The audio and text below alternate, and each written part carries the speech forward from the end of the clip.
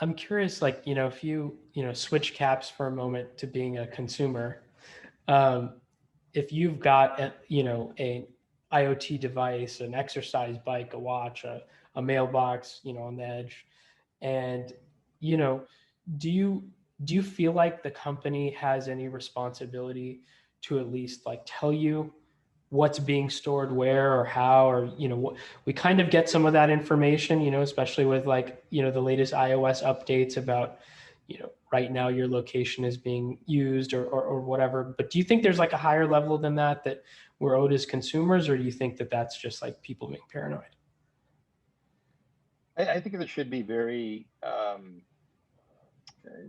open and honest privacy statements about how your data is being leveraged. Certainly, we all wear these things, right? Yep. Fitbit. Okay, this thing stores my heart rate and exercise patterns. You can get to my weight. You can get to lots of information I'd rather not get out. Well, where is that stuff being stored? Well, the reality is being stored in the cloud on the backend systems, but they should tell me how it's being stored, how it's being secured. If it's being shared, if it's being shared by whom, is it anonymized when it's being shared? All these sorts of things. Because the reality is, if we don't release our data, um, we're not going to find wonderful things that we're going to be Right. able to do with it.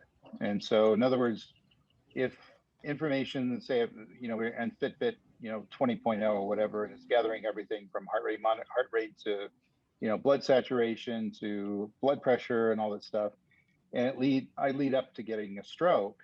And by the way, it has a year's worth of information in terms of my vitals and how they behaved up until I got this unexpected stroke. Well, if that goes to a back-end research database, and then I'm able to prevent somebody from getting another stroke because it's able to find the repeating pattern. Maybe you find the repeating pattern in me and 1,000 other people, and you are having the same sort of symptoms, basically leading up to a potential stroke, and knows that you have a 70% chance of having a stroke, then that's a great thing. Then we just went ahead and solved a problem and saved a life, by exposing data that we wouldn't ordinarily have access to. Right.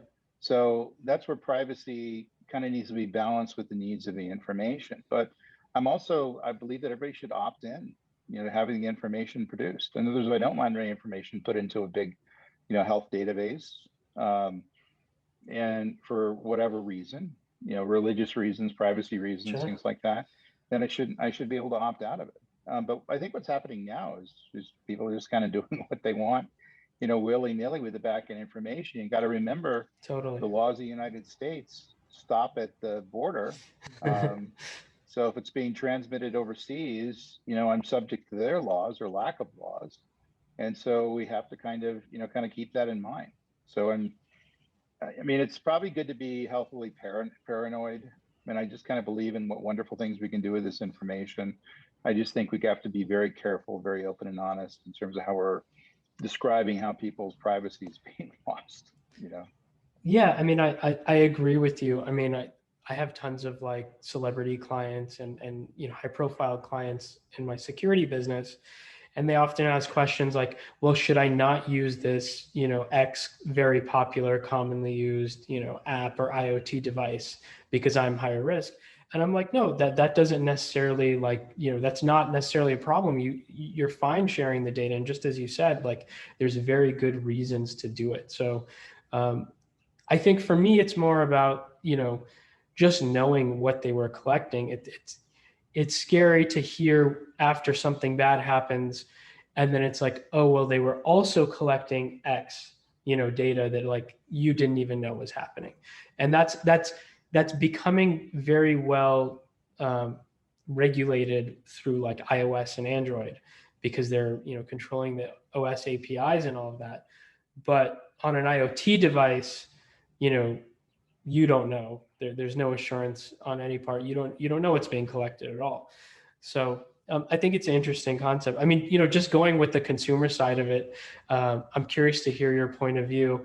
You know, if somebody, if you're an experienced technologist who has a lot of experience with security and governance, if a friend or family member, an individual, not a business, asks you, off the top of your head, like, what's the couple of things that you absolutely must do to protect yourself?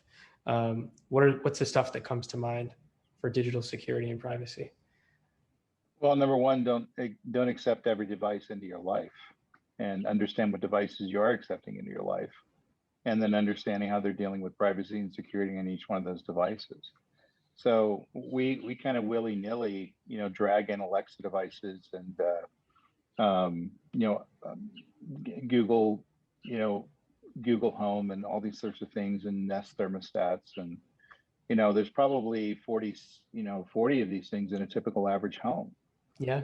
Well, all those things, become kind of a security and privacy concern unto itself. And by the way, they're not regulated because, they're connected directly to the internet. They don't have a platform like iOS and Android you just mentioned that are, controlling access to various systems that shouldn't be allowed to happen.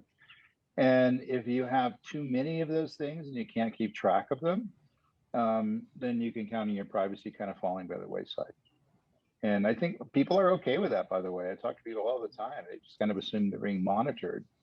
And so they don't really care what devices they kind of drag into their life. I'm a little different. If I'm going to, install a device or leverage a device, such as the Fitbit, I'm kind of going to figure out, what they're doing with the data, what they're monitoring with the data, and also think about, what happens if they're breached. Will the data hurt me? That gets out there in the cloud. And so Yeah, absolutely. it's a balancing act.